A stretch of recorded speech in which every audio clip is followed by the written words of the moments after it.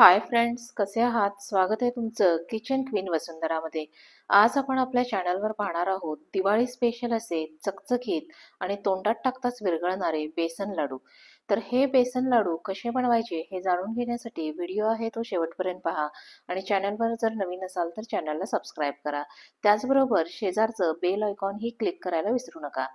बऱ्याच वेळेला असं होतं की आपण बनवलेले बेसन लाडू आहे ते खाली बसतात. तर हे बेसन लाडू जे आहेत ते खाली बसू नये यासाठी आपल्याला तुपाचं योग्य प्रमाण घेणं आवश्यक असतं.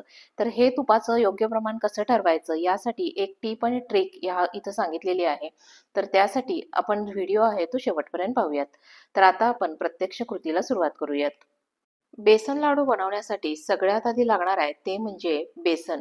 या ठिकाणी मी हरभरा डाळ जी आहे ती उन्हात चांगली वाळवून घेतली होती आणि त्यानंतर दळताना आपण त्यांना सांगायचं आहे की आपल्याला बेसन लाडू बनवायचे म्हणजे डाळ जी आहे ती थोडीशी आपल्याला रवाळ अशी ते दळून देतात. या बाऊलचा वापर करून मी या ठिकाणी 2 बाऊल होईल इतकं बेसन जे आहे ते मोजून घेतलेलं आहे.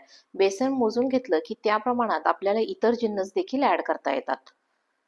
आता मी एक कढई घेतलेली आहे. कढई जी आहे ती मी गरम करायला ठेवलेली आहे.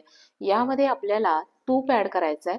तुम्ही तूप वापरू शकता किंवा डालडा वापरला तरी देखील चालेल. सुरुवातीला मी या ठिकाणी 4 टेबलस्पून होईल इतकं तूप जे आहे ते ॲड करून घेणार आहे.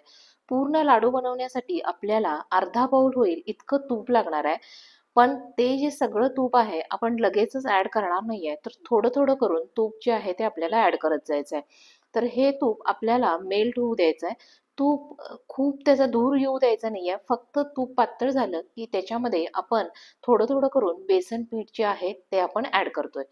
तर हे सगळं करताना आपल्याला आता गॅसची फ्लेम जी आहे ती मीडियम ठेवायची आहे. खूपही मंद ठेवायची नाही, खूपही मोठी ठेवायची नाही. गॅसची फ्लेम जर मोठी असेल तर बेसन जे आहे ते करपलं जाईल.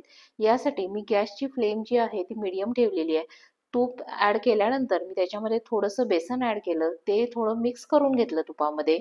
त्यानंतर आपण थोडं थोडं करून बेसन जे आहे ते त्याच्यामध्ये ॲड करत जाऊया.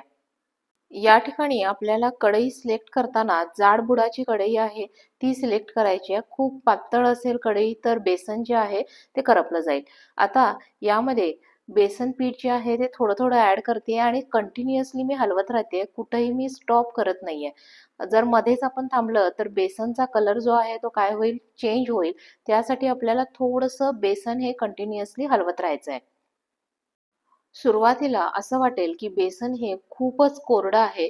तर सुरुवातीचं बेसन जे आहे आपण कोरडं असं थोडंसं भाजून घेतोय आणि त्यानंतर आपल्याला त्यामध्ये लागेल तसं तूप जे आहे ते ॲड करायचं आहे. सगळं तूप आपल्याला एकदम असं ॲड करायचं नाहीये. 3 मिनिटं झाल्यानंतर पुन्हा एकदा मी 2 टेबलस्पून होईल इतकं तूप जे आहे ते याच्यामध्ये ॲड करून घेते. तूप ॲड केल्यानंतर परत मी गॅसची फ्लेम जी आहे ती थोडीशी मोठी केलेली आहे. तूप सगळं जे आहे ते मेल्ट झालं की परत एकदा गॅसची फ्लेम आपल्याला बारीक करायची आहे आणि मंद आचेवरच आपल्याला बेसन जे आहे व्यवस्थित असं भाजून घ्यायचं आहे. बेसन भाजण्यासाठी आपल्याला थोडासा वेळ लागणार आहे. लगेचच बेसन जे आहे ते भाजून होणार नाहीये. या ठिकाणी थोडंसं बेसन जे आहे ते चमच्याला चिकटलेलं होतं. तर ते बेसन मी दुसरा एक चमचा घेऊन त्याच्या साहाय्यानं काढून घेतलेलं आहे. बेसन जे आहे ते आपण कंटिन्युअस हलवत राहतोय. हे बेसन भाजण्यासाठी आपल्याला नाही म्हटलं तर एक 20 ते 22 मिनिटं इतका वेळ लागणार आहे. आणखी 10 मिनिटं जे आहे ते बेसन जे आहे ते मी व्यवस्थित भाजलेलं आहे.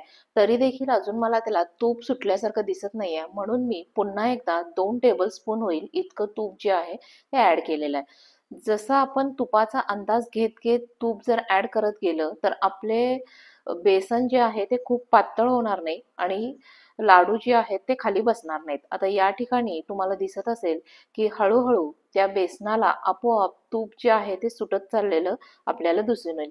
अजूनही आपल्याला ते कोरडंच वाटतंय. तर त्याचा थोडासा कलर चेंज झालेला आहे. पण ते कोरडं आहे. कोरडं जरी असेल तरी काही हरकत नाही आहे. जसं जसं आपण बेसन जे आहे ते भाजत जाऊ, जसा जसा टाइम वाढेल तसं तसं आपल्याला तूप जे आहे ते सुटलेलं दिसून येईल. मी यापूर्वी सांगितल्याप्रमाणे आपल्याला हे बेसन जे आहे ते जवळजवळ एक 20 ते 22 मिनिटं इतकं कमीत कमी भाजून घ्यायला लागणार आहे. जर आपण बेसन कमी भाजलं गेलं तर ते कच्चं राहील आणि लाडवाची आपल्या टेस्ट जी आहे ती बदलेल. यासाठी आपल्याला बेसन छान भाजून घ्यायचं आहे. त्याच्यासाठी थोडेसे पेशन्स ठेवायचे आहेत. गॅसची फ्लेम जर खूप मोठी ठेवली तर बेसनचा कलर जो आहे तो खूप डार्क होईल आणि त्यामुळं काही वेळेला आपल्याला लाडू जे आहेत ते चवीला थोडे करपल्यासारखे असे देखील वाटतील. म्हणून गडबडीच्या वेळेला लाडू जे आहेत ते आपल्याला करायचे नाहीयेत. मी जवळ-जवळ एक 25 मिनिटं होईल इतका वेळ बेसन जे आहे ते व्यवस्थित भाजून घेतलेलं आहे. आता त्याचा कलर जो आहे तो चेंज झालेला आपल्याला दिसून येतोय. त्याचबरोबर एक सुगंध देखील यायला सुरुवात झालेली आहे. या ठिकाणी मी संपूर्ण बेसन जे आहे ते तुपामध्ये भाजलेलं आहे. जर समजा तुमच्याकडे तूप अवेलेबल नसेल तर या ठिकाणी आपण डालडा जरी वापरला तरी चालेल. पण डालड्याचं प्रमाण ठरवताना आपल्याला ते थोडंसं जास्त घ्यायचं आहे. कारण डालडा जो आहे तो नंतर काय तो आळून येतो. यासाठी आपल्याला डालडा वापरताना 1-2 टेबलस्पून होईल इतका डालडा जो आहे तो जास्त वापरायचा आहे. तूप वापरायचं असेल तर मात्र आपल्याला अगदी जे प्रमाण सांगितलेलं आहे त्या प्रमाणातच आपल्याला तूप वापरायचं आहे. तूप जे आहे ते नंतर घट्ट होत नाही, पण डालडा मात्र काय होतो घट्ट होतो. यासाठी आपल्याला डालडा वापरताना थोडासा जास्त असा तो वापरायचा आहे. आता छान त्याचा सुगंध यायला लागलेला आहे. आपल्याला जसं हवं तसं टेक्स्चर जे आहे ते रेडी झालेलं आहे. कलर देखील छान आलेला आहे. आता आपण गॅस जो आहे तो बंद करणार आहोत. हे भाजून तयार झालेलं बेसन जे आहे ते मी आता एका परातीमध्ये काढून घेणार आहे आणि त्याला पूर्णपणे थंड होऊ द्यायचं आहे. या ठिकाणी तुम्हाला बेसन कोरडं आहे असं जरी वाटत असेल तरी आपण ज्यावेळी त्याच्यामध्ये नंतर साखर ॲड करणार आहोत तर त्यावेळी ते काय होईल, बरोबर आपल्याला जशी कन्सिस्टन्सी हवी तशी कन्सिस्टन्सी जी आहे ती ॲडजस्ट होईल. बेसन जे आहे ते परातीमध्ये थोडंसं पसरवून घेतलेलं आहे आणि याला आपल्याला पूर्णपणे थंड होऊ द्यायचं आहे. अगदी 3 ते 4 तास जरी गेले थंड व्हायला तरीही काही प्रॉब्लेम नाहीये. थंड ते लगेचच होईल, पण 3 ते 4 तास तुम्हाला जर काही वेगळं काम असेल तर ते देखील तुम्ही करून घेऊ शकता. भाजलेलं बेसन जे आहे ते व्यवस्थित थंड झालेलं आहे. यानंतर आपण यामध्ये साखर ॲड करणार आहोत. साखर जी आहे ती मी बारीक दळून घेतलेली आहे. दळलेली अर्धा वाटी साखर मी याच्यामध्ये ॲड केलेली आहे. यानंतर आपण याच्यामध्ये वेलची पावडर ॲड करणार आहोत. पाव टेबलस्पून होईल इतकी वेलची पावडर आपण याच्यामध्ये ॲड करून घेतोय. आता हे सगळं जे आहे ते आपल्याला व्यवस्थित असं मिक्स करून घ्यायचं आहे. या ठिकाणी मी साखर ॲड करताना अर्धा बाउल होईल इतकी साखर ॲड केलेली आहे. मला लाडू जे आहेत ते कमी गोड हवे आहेत, त्यामुळं मी साखर कमी वापरलेली आहे. तुम्हाला जर थोडेसे जास्त गोड हवे असतील तर तुम्ही पाऊण बाउल होईल इतकी साखर वापरली तरी देखील चालेल. साखरेचं प्रमाण कमी जास्त झालं तरी लाडवामध्ये काहीही फरक पडणार नाहीये. फक्त चवीमध्ये त्याचा गोडपणा जो आहे तो कमी जास्त होईल. इतर कोणताही त्याच्यामध्ये फरक पडणार नाही. आता हे सगळं मिश्रण जे आहे ते आपण सगळं व्यवस्थित मिक्स करून घेऊया. साखर जर तुमची दळलेली नवीन असेल, त्याच्यामध्ये थोडेसे गोळे असतील, तर ते आपण यामध्ये हातानं फोडून मिक्स करून घेऊ. पण साखर जर दळून खूपच दिवस झाले असतील, तर ती साखर जी आहे ती एकतर चाळणीनं चाळून घ्यायची किंवा थोडीशी परत एकदा मिक्सरला फिरवून घ्यायची, जेणेकरून त्यातले गोळे जे आहेत ते राहता कामा नयेत. आपण हे सगळे जिन्नस जे आहेत ते आपण चांगले मिक्स करून घेऊया. तुम्हाला अजूनही वाटत असेल की पीठ जे आहे ते कोरडंच आहे, याचे लाडू कसे बांधले जाईल, तर आता थोड्याच वेळानं जसं-जसं आपण मळत जाऊ, तसं-तसं त्याचा एक गोळा तयार व्हायला सुरुवात होईल आणि आपल्याला छानसे असे लाडू जे आहेत ते बांधता येतील. आपल्याला कणिक मळण्याप्रमाणे करून हे सगळे जिन्नस जे आहेत ते एकत्र करून घ्यायचे आहेत आणि त्याचा गोळा होईपर्यंत आपल्याला ही जी कृती आहे ती कंटिन्यू करत राहायची आहे. जशी-जशी आपल्या हाताची उष्णता लागेल, तशी-तशी ते तूप त्याचबरोबर घातलेली साखर हे थोडंसं मेल्ट होत जाईल. हाताला मी इथं तूप किंवा काहीही लावलेलं नाहीये. पाण्याचा हबका वगैरे सुद्धा मारलेला नाहीये. नुसतं ते आपण काय करतोय फक्त मळत-मळत जातोय. ते ऑटोमॅटिकली काय होणार आहे त्याचा गोळा जो आहे तो तयार होणार आहे. सगळ्या पिठाचा गोळा जर एकाच वेळेला करणं शक्य नसेल, तर आपण सुरुवातीला त्याचे छोटे-छोटे असे गोळे जे आहेत ते बनवून घेऊयात. आता या ठिकाणी सगळा पिठाचा एकदम गोळा होत नाहीये. मी त्याचे छोटे-छोटे 3 असे गोळे जे आहेत ते बनवून घेतलेले आहेत. मळल्यानंतर ते थोडंसं सैलसर असं होणार आहे.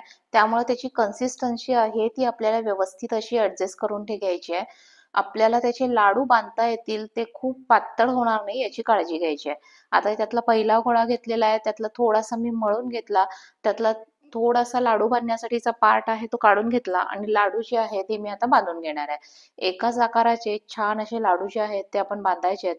लाडू माझा बांधून झालेला आहे. त्यानंतर मी त्याच्यावर बेदाणे किंवा मनुके जे आहेत ते वरून सजावटीसाठी म्हणून लावलेले आहे आणि अशा प्रकारे माझा पहिला जो लाडू आहे तो फायनली रेडी झालेला आहे. अशाच प्रकारे आपण उरलेले सगळे लाडू आहेत ते आपल्याला बनवून घ्यायचे आहेत. हे लाडू बनवताना आपण कोठेही दुधाचा किंवा पाण्याचा वापर केलेला नाहीये. त्यामुळं हे लाडू जे आहेत ते कमीत कमी 1 ते दीड महिना आहे तसे चांगले असे व्यवस्थित टिकू शकतात. ते लवकर असे खराब होणार नाहीत. सुरुवातीला असं वाटेल की लाडू जे आहेत ते आपल्याला बसल्यासारखे वाटतात. पण नंतर जसं-जसं आपले लाडू वळत जाऊ, तसं आपलं काय होणार आहे थोड्या वेळानं लाडू जे आहेत ते व्यवस्थित असे सेट होतील. लाडू बांधून झाल्यानंतर आपण एक 5 ते 10 मिनिटं थोडंसं फॅन ऑन ठेवायचा, ज्याच्यामुळं लाडू लवकर सेट होण्यासाठी म्हणून आपल्याला मदत होईल.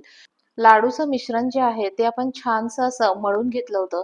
त्यामुळं आपल्या लाडवाला चकाकी सुद्धा छान अशी येणार आहे. त्यामुळं ते दिसताना देखील अगदी उठून लाडू दिसणार आहेत. फायनली आपले सगळे लाडू जे आहेत ते तयार झालेले आहेत. दिसायला देखील अतिशय देखणे झालेले आहेत आणि हा लाडू जो आहे तो अगदी तोंडात विरघळणारा असा असणार आहे. दिलेल्या प्रमाणामध्ये माझे एकूण 18 लाडू जे आहेत ते तयार झालेले आहेत. तर ही होती आपली आजची बेसन लाडू बनवण्याची रेसिपी. रेसिपी आवडली असेल तर व्हिडिओला लाईक करा, शेअर करा आणि अशाच नवीन-नवीन रेसिपीसाठी चॅनलला सबस्क्राईब करा. रेसिपी शेवटपर्यंत पाहिल्याबद्दल धन्यवाद. लवकरच भेटूया नवीन रेसिपीसह. तोपर्यंत बाय बाय.